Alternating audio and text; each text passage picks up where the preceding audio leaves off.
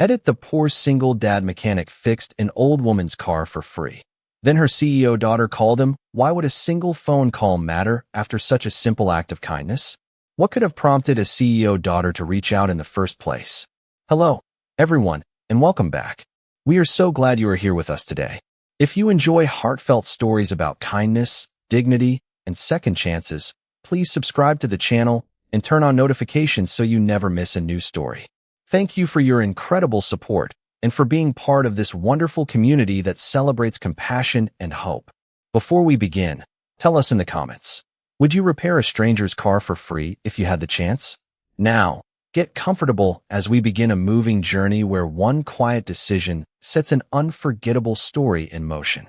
Edit: the world has a strange way of remembering the kindness that most people never notice. A cold spring rain drifted across the quiet streets of Ashford, Oregon, covering the pavement with a silver glow as passing headlights reflected through the mist. Most drivers kept their eyes fixed ahead, anxious to reach home before the weather grew worse. Few noticed the aging cream-colored Buick resting on the shoulder with its hood raised, and even fewer noticed the elderly woman standing beside it beneath a small umbrella, her posture calm despite the steady rain. One car after another slowed for only a heartbeat before disappearing into the distance.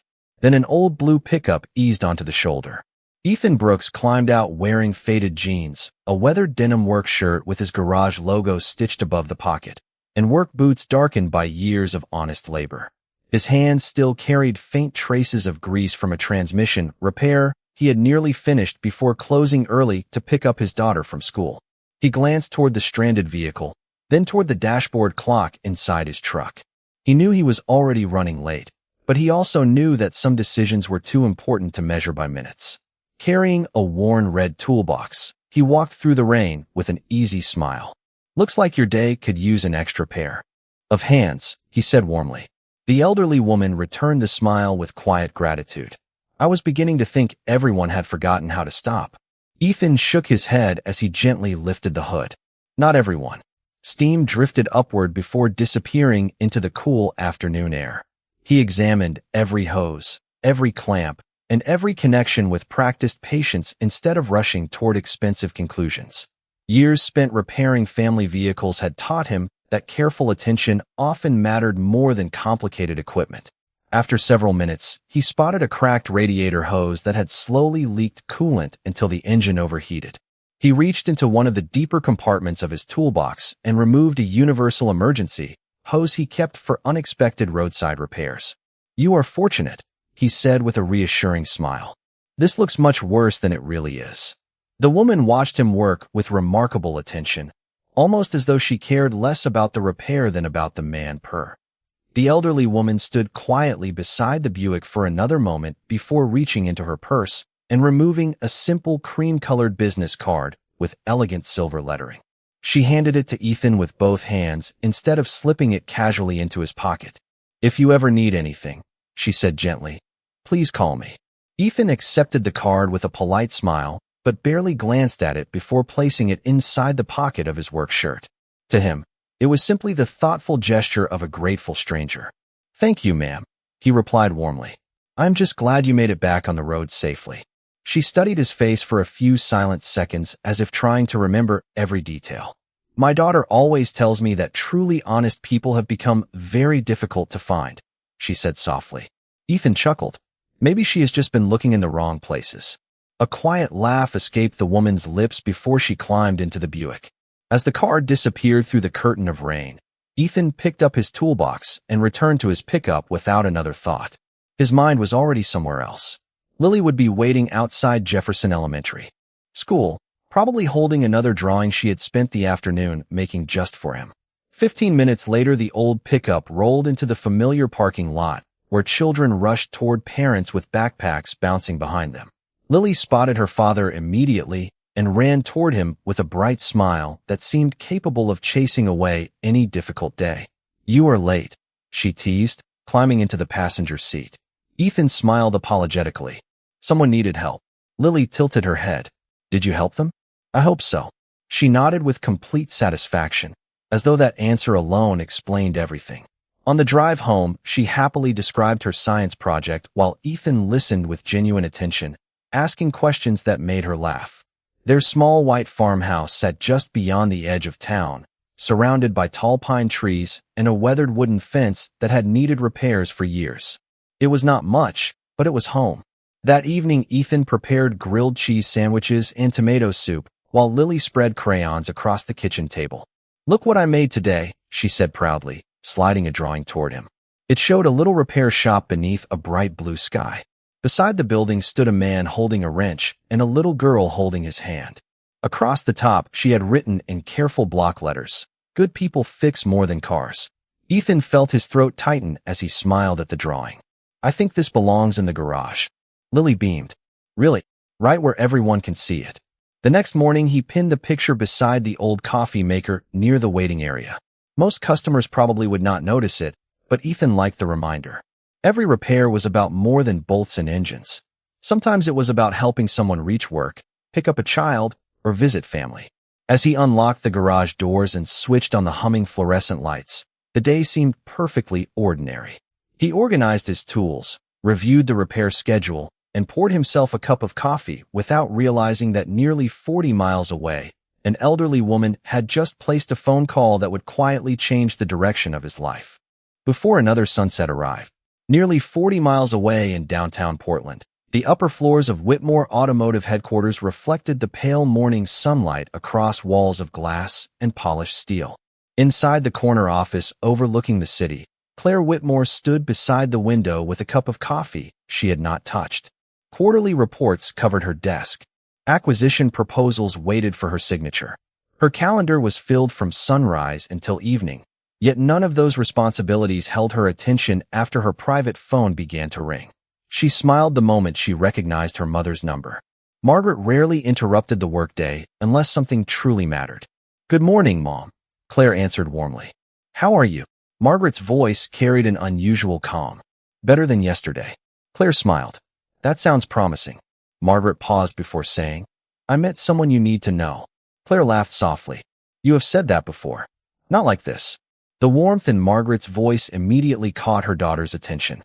She carefully described the rainy roadside, the little repair shop, the mechanic who never once asked who she was, and the quiet confidence with which he repaired the Buick before refusing payment.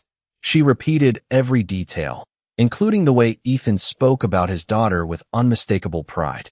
Claire listened without interrupting, slowly setting her coffee aside. When her mother finally finished, silence settled over the office. "Did he recognize you?" Claire asked. "No." "Did you tell him your last name?" "No." Claire walked slowly toward the window, overlooking the busy streets below. Every day she negotiated with investors, suppliers, and executives who always seemed to want something. Promotions, contracts, influence, publicity, or recognition often stood behind every conversation. Hearing about someone who expected absolutely nothing in return felt strangely unfamiliar. "And he refused every dollar?" Claire asked quietly. Margaret smiled to herself. "He refused everything except the satisfaction of helping another person." Claire remained thoughtful for several seconds. Her late father had built Whitmore Automotive on one belief that he repeated throughout her childhood. Character reveals itself most clearly when nobody important appears to be watching. Margaret spoke again. "Claire, I think your father would have liked this man." Those words carried unusual weight. Claire slowly opened a small leather notebook she kept for personal thoughts instead of business plans. On a blank page, she carefully wrote one name: Ethan Brooks. She underlined it once before closing the notebook. "What would you like me to do?" she asked. Margaret answered without hesitation. "Meet him." Claire smiled faintly. "Should I invite him here?" "No," Margaret replied gently. "Go to his garage. Do not tell him who you are. Simply watch how he treats people when he believes nobody important has arrived." Claire looked once more toward the city skyline before canceling every meeting scheduled for the following morning. Her executive assistant entered moments later with another stack of documents. Claire simply smiled and said, "Please clear my calendar until noon tomorrow." "May I ask why?" the assistant asked politely. Claire glanced once at the notebook resting beside her coffee before answering with quiet certainty. "Because sometimes the most valuable lesson about leadership cannot be found inside a boardroom. The following morning arrived with clear blue skies, the rain washed away by a crisp breeze carrying the scent of pine and fresh earth through the little town. Ethan unlocked the garage just before 7 o'clock, exactly as he did every weekday. The familiar hum of the fluorescent lights filled the building as he switched them on one by one, revealing neatly organized tools, polished workbenches, and Lily's colorful drawings still hanging beside the coffee maker. He smiled every time he looked at those simple words. Good people fix more than cars. They reminded him why he had never measured success by the size of his paycheck. A few minutes later, an unfamiliar silver crossover rolled slowly into the parking lot. The woman behind the wheel stepped out dressed in simple blue jeans, white sneakers, and a light gray sweater beneath a navy jacket. Her blonde hair rested neatly on her shoulders, and she carried herself with quiet confidence that attracted very little attention. Claire Whitmore had intentionally left behind every symbol of her corporate life. No luxury sedan, no driver, no assistant, no business suit. She wanted to meet Ethan Brooks exactly as her mother had. She walked toward him with an easy smile. "Good morning. Are you Ethan?" He looked up from the toolbox he was organizing and returned the smile. "That depends. If you are looking for the mechanic, then yes." Claire laughed softly. "I hope that is exactly who I found." She gestured toward her crossover. "There is a strange rattling sound underneath whenever I drive above 40 miles per hour." Ethan nodded. "Let us take a careful look before we start guessing." He rolled a floor jack beneath the vehicle and slowly lifted it just enough to inspect the underside. Claire remained nearby instead of sitting in the waiting area. She watched him examine each component with remarkable patience. He never hurried. He never assumed. He simply observed. After several minutes, he reached up and gently tightened 2 loose bolts, securing a heat shield near the exhaust system. He lowered the vehicle and handed her the keys. "Would you mind starting it?" Claire did exactly as he asked. The irritating metallic rattle had completely disappeared. She looked genuinely surprised. That was all. Ethan nodded with an easy smile. The dealership probably assumed something more expensive. Sometimes the smallest problem makes the loudest noise. Claire tilted her head thoughtfully. They recommended replacing part of the suspension. Their estimate was almost $3,000. Ethan looked honestly puzzled. "I do not see any reason for that. Everything underneath looks solid." Claire studied his face carefully. There was no trace of pride, excitement, or satisfaction at proving another shop wrong. He simply seemed relieved that her vehicle had not required costly repairs. "How much do I owe you?" she asked. Ethan walked over to the small counter, wrote a brief invoice by hand, and smiled. $20 covers my time." Claire looked at the paper, then back at him. "Only 20. Ethan shrugged gently. Charging more would not make the repair any better. For just a moment, Claire forgot she was there to observe him. Instead, she found herself wondering how many people still believed honesty could be that wonderfully uncomplicated. Claire reached into her wallet and placed a $100 bill on the wooden counter.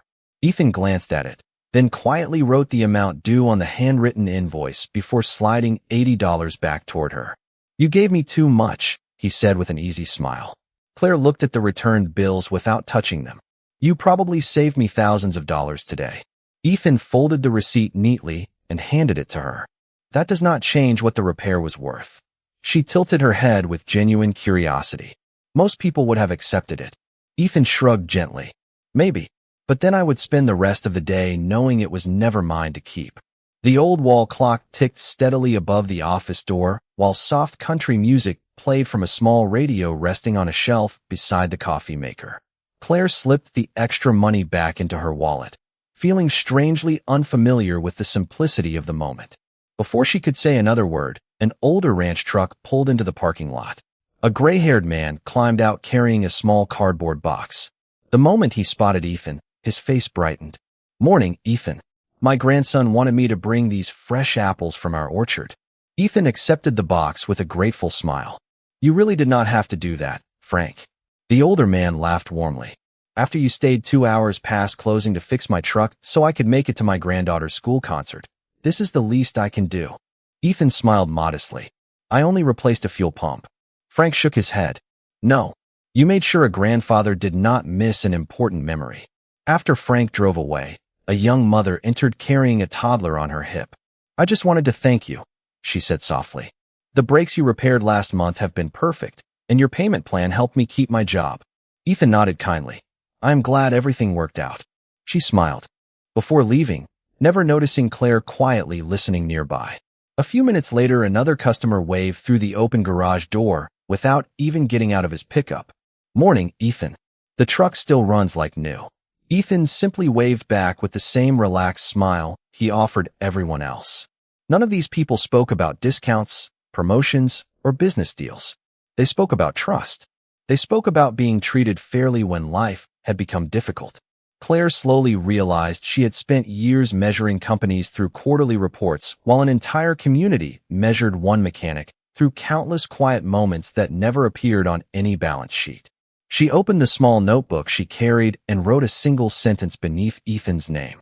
Trust is earned one ordinary day at a time. She stared at those words before closing the notebook. As she prepared to leave, Ethan walked outside carrying the box of apples. He selected 2 of the brightest ones and offered one to Claire.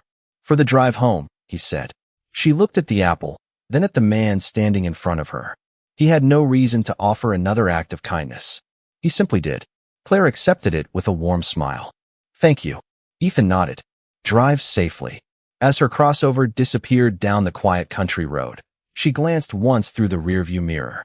Ethan was already helping another customer, completely unaware that the greatest impression he had made that morning had nothing to do with repairing automobiles. It was the quiet consistency of his character that lingered long after she had driven away.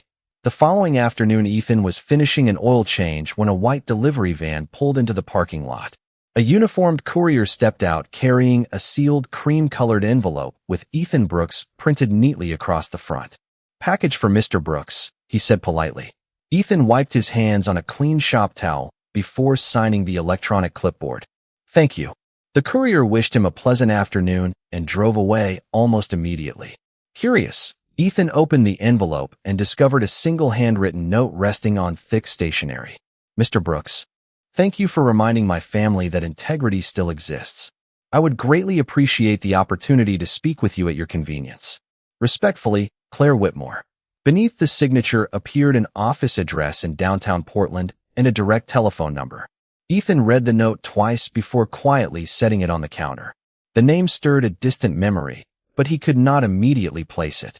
Just then his longtime customer, Hank Morrison, walked through the open garage door carrying a box of replacement filters for his farm truck. You look like you just received unexpected news, Hank joked with a grin. Ethan handed him the note. Hank's smile disappeared the instant he read the signature. Claire Whitmore, he asked with genuine surprise. The Claire Whitmore? Ethan shrugged. Should I know who she is? Hank stared at him for a moment before laughing softly. Only the chief executive officer of Whitmore Automotive. They have dealerships and restoration centers all over the Pacific Northwest. Ethan looked back at the note, still unconvinced. Then I think she must have the wrong mechanic. Hank shook his head confidently. People like that do not send handwritten invitations by accident. After Hank left, Ethan slipped the note into the same pocket where the elderly woman's business card had rested since the rainy afternoon. As his fingers brushed the card, curiosity finally persuaded him to take it out. He studied it more carefully than before. Margaret Whitmore. His eyes moved back and forth between the 2 names. The same elegant lettering. The same family name. The same understated design. He slowly sat down on the wooden chair behind the counter as the realization settled in. The elderly woman whose car he had repaired had never introduced herself beyond a simple first name. She had never mentioned her family, her daughter, or the company whose name now rested in his hand. Everything suddenly fit together with quiet clarity. That evening, after picking Lily up from school, Ethan prepared spaghetti for dinner while she happily described the birdhouse her class had built in art club. He listened with the same patient attention he always gave her before finally placing the handwritten invitation on the kitchen table. Lily carefully sounded out the unfamiliar name. Is she famous? She asked. Ethan smiled. I think she is important to a lot of people. Lily looked at him thoughtfully. Then why does she want to meet you? Ethan laughed softly. That is exactly what I have been wondering all afternoon. Later that night, after Lily had gone to bed, Ethan searched Whitmore Automotive on his old laptop. Photographs of Claire appeared beside articles about innovation, community investment, and business leadership. He recognized her immediately as the quiet woman who had visited his garage in ordinary clothes.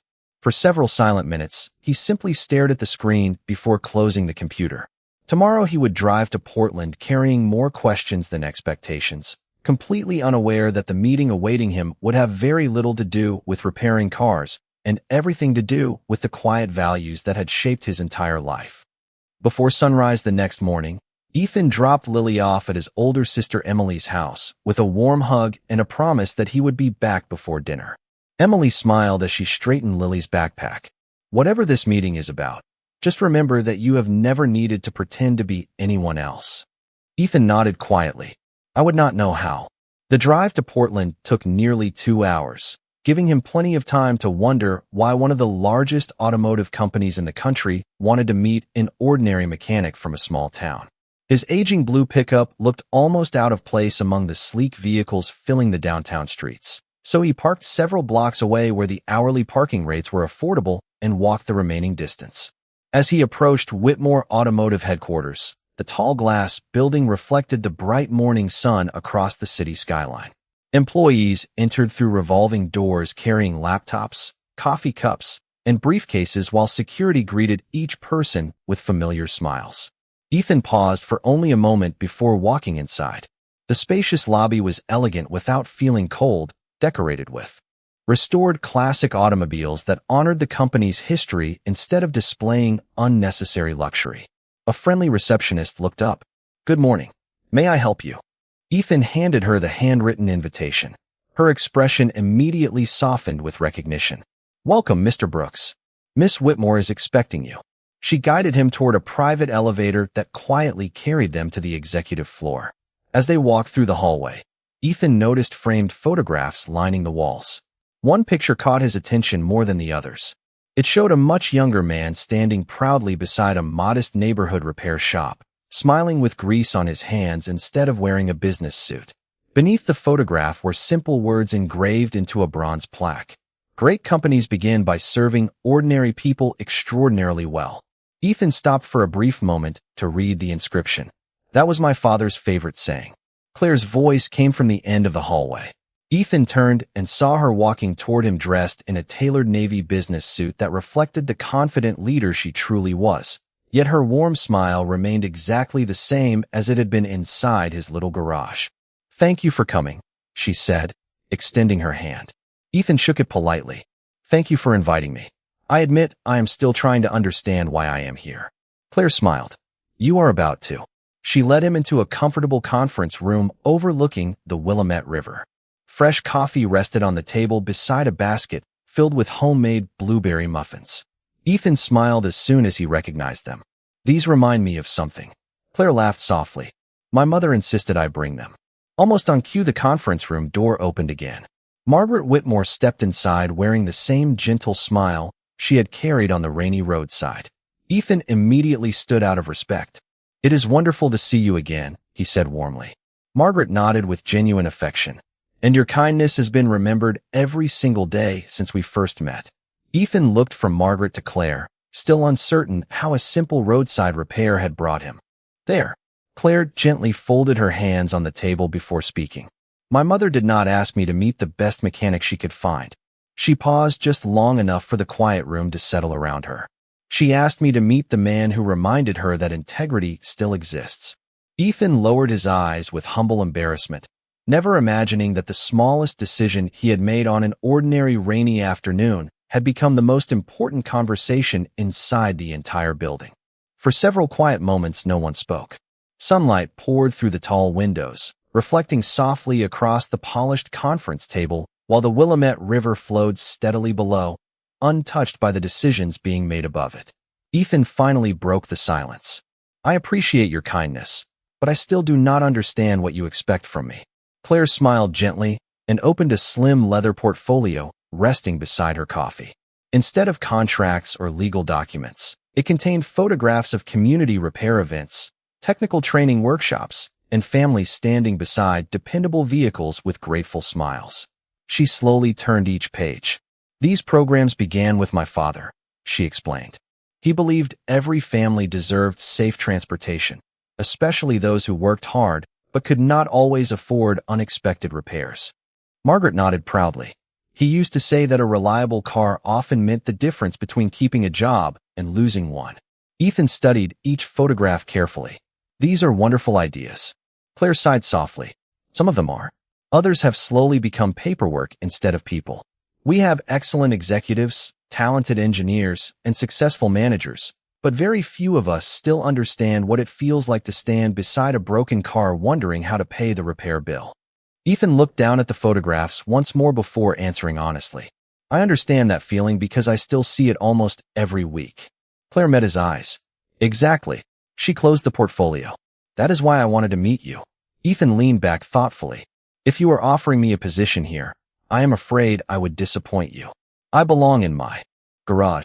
Claire smiled, almost as if she had hoped to hear exactly those words. I am not asking you to leave your garage. Ethan looked surprised. Margaret folded her hands together with quiet satisfaction as Claire continued. When I visited your shop, I noticed something my company cannot manufacture. Trust. People walked into your garage believing they would be treated fairly before a single wrench was lifted. That kind of reputation cannot be purchased through advertising or built inside a corporate office. Ethan remained silent, listening carefully. Claire continued, I do not want another executive. I do not need another vice president. I want a partner who reminds us why this company was founded in the first place. Ethan looked toward the window for several moments before answering. There are families in my town who depend on that little garage. If I left, many of them would struggle. Claire nodded immediately. Then do not leave. Ethan turned back toward her. What do you mean? Keep your garage exactly where it is, Claire replied. Keep serving your community exactly the way you always have. Whitmore Automotive will support a new community partnership centered around your shop. We will provide training opportunities for young mechanics, financial assistance for families facing genuine hardship, and technical resources whenever they are needed. Your garage remains yours. Your values remain yours. We simply want to help those values reach more people. Ethan looked at Margaret, who smiled warmly. My daughter understands something now that took many successful years for most business leaders to learn, she said softly. Character grows quietly, but its influence travels farther than money ever will. Ethan lowered his eyes with humble gratitude. He had entered the building expecting a business conversation. Instead, he had found two women who valued integrity more than titles. In that quiet moment, he realized the greatest opportunity being offered was not the chance to change his own life, but the chance to protect the dignity of countless families who would one day walk through the same little garage doors that had quietly shaped his own.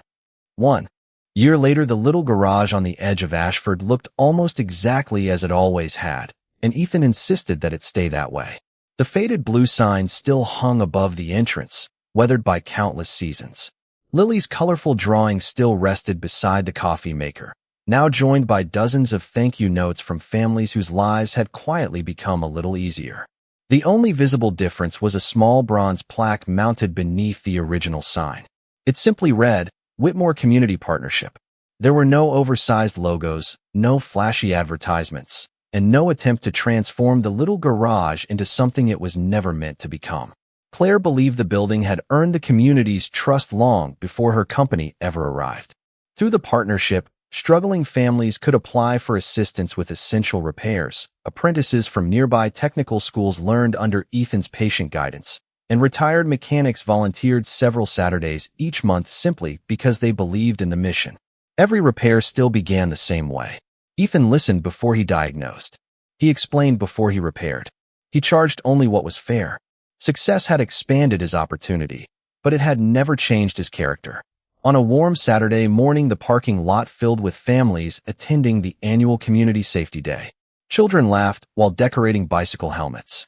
Volunteers checked tire pressure and replaced worn windshield wipers without charge. Elderly neighbors shared homemade pies beneath white tents while local musicians played gentle country songs that drifted through the summer air.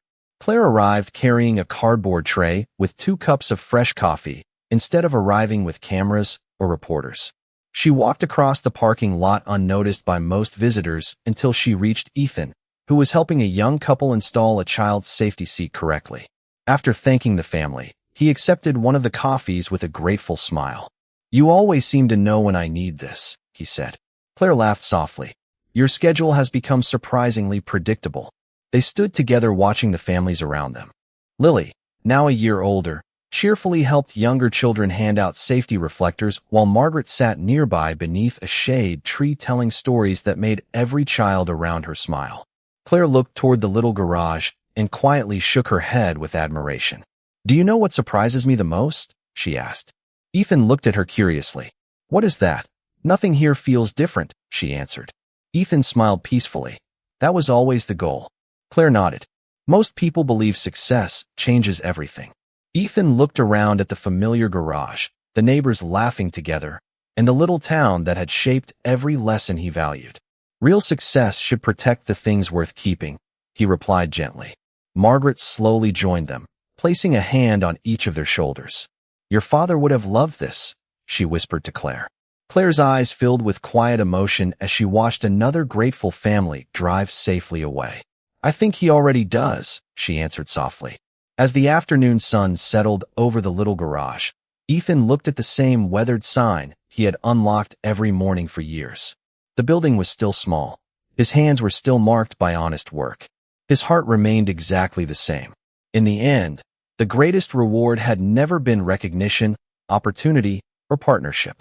It was discovering that one quiet act of kindness, offered without expectation on an ordinary rainy afternoon, had inspired countless others to believe once again that dignity, compassion, and second chances could still change the world, one family at a time.